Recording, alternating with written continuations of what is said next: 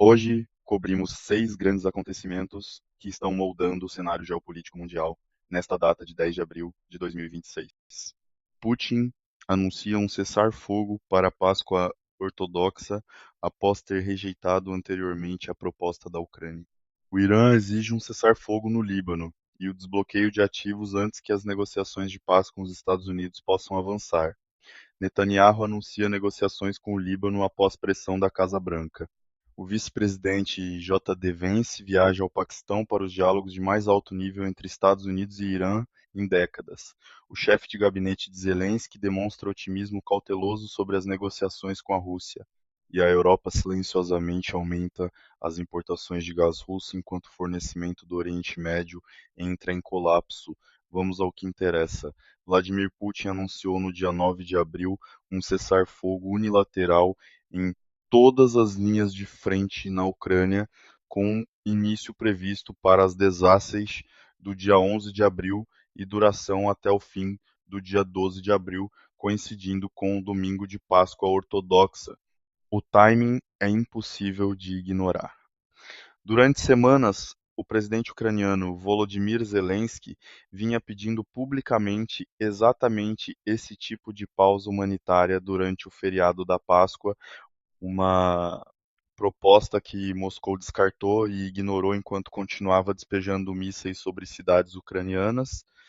E agora, com o mundo inteiro assistindo, o Kremlin essencialmente adotou essa mesma proposta como sua, apresentando-a como um gesto de boa vontade em vez de uma resposta à pressão internacional. O comunicado do Kremlin conclamou a Ucrânia a seguir o exemplo da Rússia, e Zelensky respondeu dizendo que a Ucrânia já havia manifestado sua disposição para medidas recíprocas.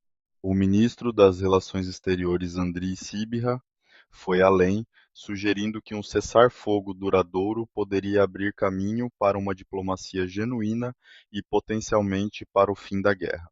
Mas eis a brutal ironia desse momento.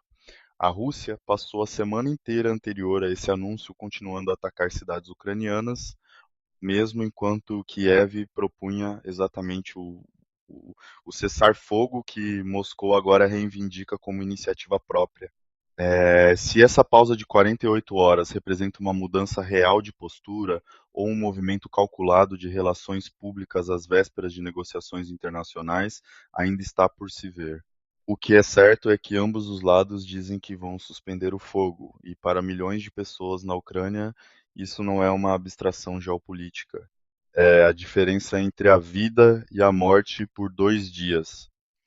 Agora direcione sua atenção para o Golfo Pérsico, porque o que está acontecendo lá nesse momento é um dos pontos diplomáticos mais críticos da última década. No dia 10 de abril, o presidente do parlamento iraniano, Mohammad Bakr Kalibaf, anunciou nas redes sociais que duas condições precisam ser atendidas antes que as negociações de paz com os Estados Unidos possam ter início formal: o desbloqueio dos ativos iranianos congelados por sanções americanas e o estabelecimento de um cessar-fogo no Líbano. Calibaf afirmou que ambas as medidas já haviam sido acordadas com Washington, uma afirmação que os Estados Unidos não confirmaram. O ministro das Relações Exteriores do Irã, Abbas Araghchi, reforçou a exigência, pedindo especificamente o fim dos ataques aéreos israelenses no Líbano. Tudo isso ocorreu poucas horas antes de o vice-presidente J.D. Vance embarcar no Air Force Two com destino a Islamabad, no Paquistão, onde estão programadas as conversações de mais alto nível entre Estados Unidos e Irã em mais de 40 anos. O presidente Trump, por sua vez, respondeu no Truth Social com sua franqueza característica, escrevendo que a única razão pela qual o Irã ainda existe hoje é para negociar e alertando Teherã para não tentar jogar com a delegação americana, né? O pano de fundo de tudo isso é o Estreito de Hormuz, a estreita passagem marítima por onde normalmente flui cerca de 20% do abastecimento mundial de petróleo.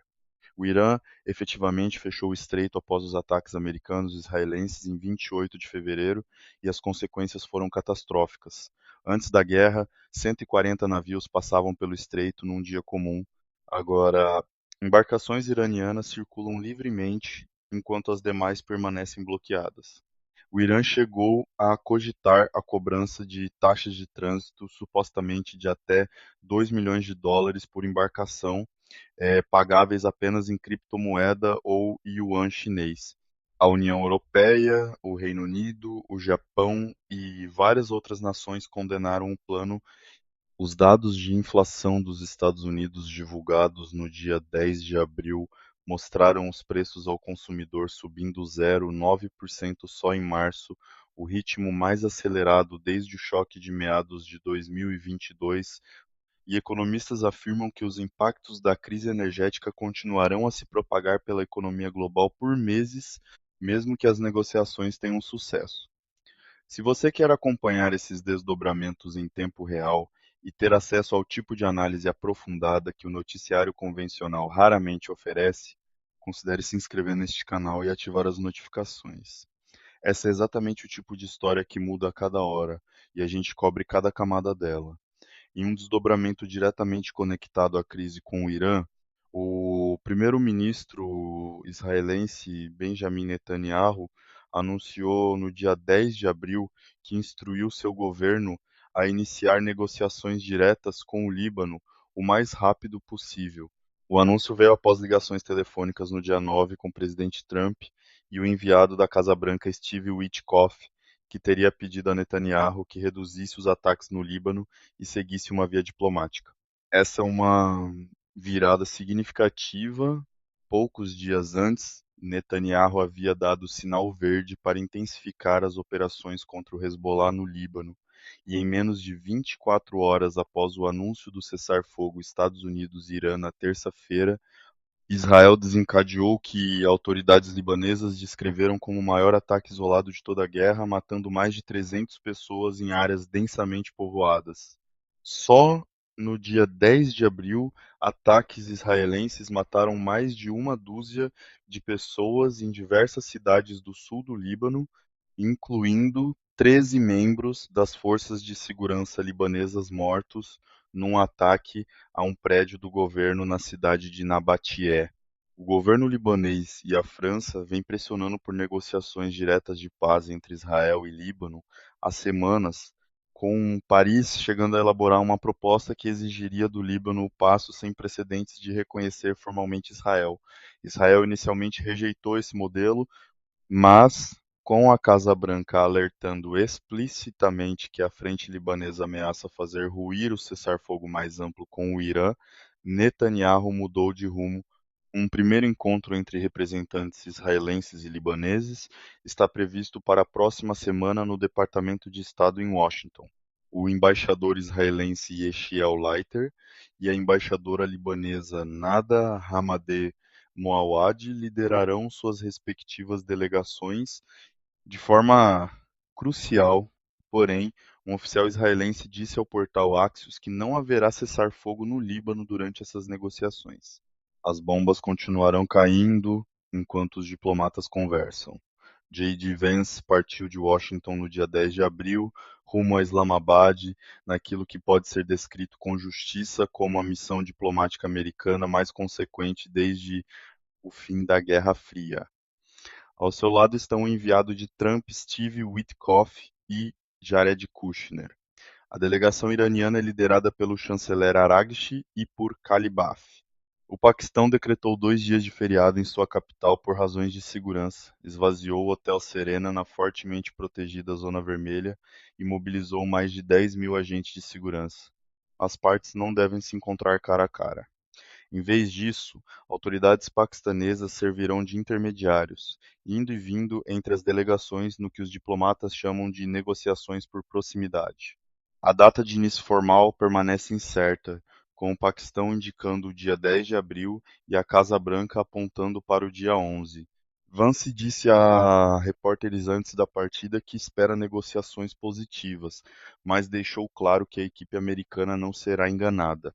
Trump, por sua vez, foi explícito sobre o que está em jogo, alertando que navios de guerra americanos estão carregados com as melhores munições e prontos para retomar os ataques caso as conversações fracassem. A agenda de Washington é direta: reabrir o Estreito de Hormuz, desmantelar ou congelar o programa nuclear iraniano e reduzir a atividade das milícias apoiadas pelo Irã na região. A agenda de Teherã é igualmente clara e muito mais ambiciosa: levantamento de todas as sanções, recebimento de indenização pelos danos de guerra e reconhecimento formal da autoridade iraniana sobre o estreito. O abismo entre essas posições é enorme. E ainda assim, ambos os lados estão sentados à mesa, o que por si só já seria um fato impensável 6 semanas atrás. Na frente da guerra entre Rússia e Ucrânia, Kirilo Budanov, é, chefe de gabinete do presidente Zelensky e integrante da equipe de negociação ucraniana, demonstrou otimismo comedido no dia 10 de abril, dizendo não esperar que o processo de paz se prolongue por muito tempo. Budanov observou que ambos os lados adotaram posições maximalistas, mas expressou confiança de que um acordo pode ser alcançado. Ele apontou a hemorragia financeira da Rússia como um incentivo central para Moscou, observando que a Rússia já gastou valores na casa dos trilhões de rublos para sustentar a guerra. Fontes próximas ao Kremlin, no entanto, ofereceram uma avaliação bem mais sóbria, dizendo que as negociações produziram pouco progresso real e continuam travadas em torno das garantias de segurança para a Ucrânia. Essas fontes sugerem que qualquer acordo final precisaria envolver não apenas Moscou e Kiev, mas também Washington e as capitais europeias. Budanov também confirmou que os enviados americanos Witkoff e Kushner podem visitar Kiev na próxima semana, o que seria a primeira visita de ambos à Ucrânia desde o início da guerra, embora nenhuma data tenha sido confirmada pela Casa Branca. E então há a história silenciosa que explica muita coisa sobre a política europeia neste momento. No primeiro trimestre de 2026, os países da União Europeia aumentaram as importações de gás natural liquefeito russo em 17% em comparação com o mesmo período de 2025, adquirindo 5 milhões de toneladas, no valor aproximado de 2,88 bilhões de euros. O motivo é direto: o fechamento do Estreito de Hormuz cortou uma rota alternativa de fornecimento do Oriente Médio e os compradores europeus voltaram a recorrer ao GNL russo do projeto Yamal, na Sibéria, para cobrir a lacuna. 97% da carga de Yamal no primeiro trimestre foi destinada à Europa, com 25 embarques chegando só em março, imediatamente após o fechamento do estreito. A Comissão Europeia sinalizou que dará maior flexibilidade aos produtores de gás nas regras de importação para evitar escassez. Tudo isso acontece enquanto a UE mantém oficialmente seu objetivo de eliminar completamente o gás russo até o final de 2027. A contradição é gritante e ilustra algo importante: a arma energética corta em múltiplas direções, e o país que controla o fornecimento quase sempre tem mais poder de barganha do que aquele que controla a política. O que você está acompanhando hoje não é uma coleção de crises isoladas. É um único sistema interligado sob pressão em múltiplos pontos ao mesmo tempo. Um cessar-fogo na Ucrânia que pode ou não se sustentar. Negociações de paz entre Estados Unidos e Irã que podem ou não ter início. Ataques israelenses no Líbano que ameaçam desmantelar a trégua mais ampla. Democracias europeias comprando gás russo em silêncio enquanto condenam o Kremlin publicamente. E uma crise energética global que aparece de forma concreta no bolso dos brasileiros e de consumidores ao redor do mundo, nos preços dos combustíveis e no custo de vida. O mundo está num ponto de inflexão. O que acontecer em Islamabad nas próximas 48 horas, o que Israel decidir fazer no Líbano esta noite e se a Rússia vai de fato cumprir seu cessar-fogo de Páscoa, tudo isso importa e importa agora. Deixe sua opinião nos comentários. Você acha que as conversações entre Estados Unidos e Irã vão produzir um acordo real, ou isso é apenas uma pausa temporária antes da próxima escalada? A gente quer ouvir você.